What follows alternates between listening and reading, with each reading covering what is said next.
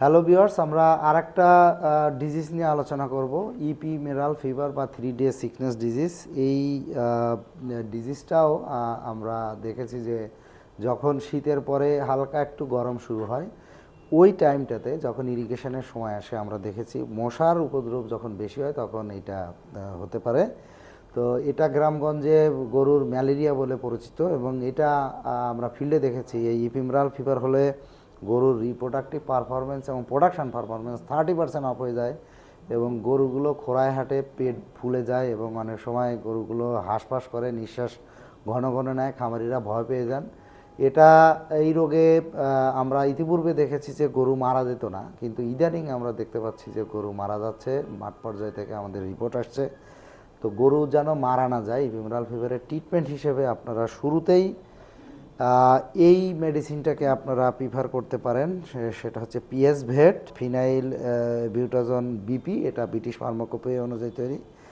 তো এইটা হচ্ছে 3 থেকে 4 মিলি 100 কেজি বডি ওয়েটের জন্য আপনি ইউজ করতে পারেন। এটা ব্যবহার করলে গরু যে খুরিয়া হাঁটে বা গরুর যে জ্বর এটা রিলিভ হবে। সাথে আরেকটা ঔষধ আমরা মার্কেটে অ্যাভেলেবল করেছি, এটা হচ্ছে এপনিল ভেট ইনজেকশন। এটা হচ্ছে 10 কেজি বডি ওয়েটের জন্য 1 ml। এটা দিলে গরুর যে তাপ হয়, ইপিমেরাল ফিভার হলে প্রচুর তাপ হয়, 105-106 ডিগ্রি টেম্পারেচার উঠে যায়। তো এই পেইন এবং তাপকে দ্রুত রিলিজ করার জন্য এপনিল আপনি ইউজ করতে পারেন।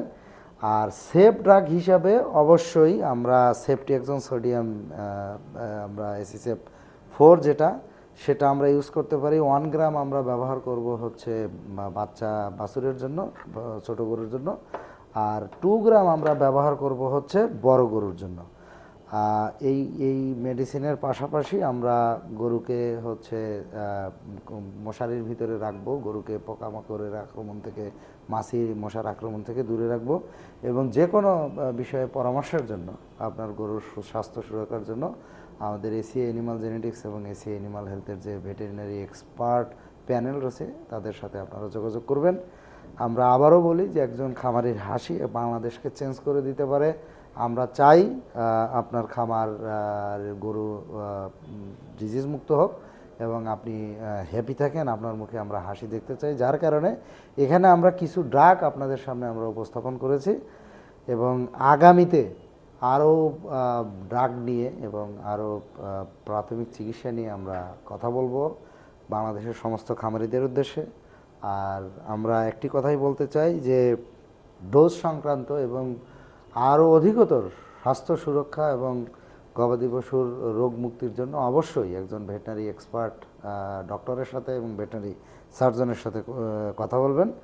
আমাদের এই ড্রাগগুলো আমরা যদি একটু দেখাই, একটু ভালো করে যদি দেখাই, FRAC12 খাবারের সাথে দিবেন যে কোনো ব্যাকটেরিয়াল এবং ভাইরাল ডিজিজ থেকে মুক্ত রাখার জন্য। এসিসেপ আমরা অ্যান্টিবায়োটিক হিসেবে এখানে আমরা প্রেজেন্ট করছি।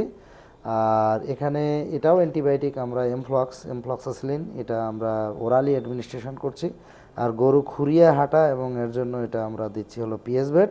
আর দ্রুত তাপ রিলিজ করার জন্য এপনিল।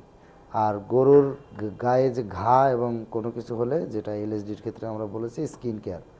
আর শাইনিং এবং গরুর অ্যালোপেশিয়াল প্রবলেমটা রিলিভ করার জন্য আমরা হচ্ছে এজিং ভেট। তো আজকের ভিডিও এই পর্যন্তই। আমরা ভবিষ্যতে আরও ভিডিও নিয়ে আসব এবং খামারির মুখে হাসি ফোটানোর জন্য এবং গরুকে রোগ মুক্ত করার জন্য।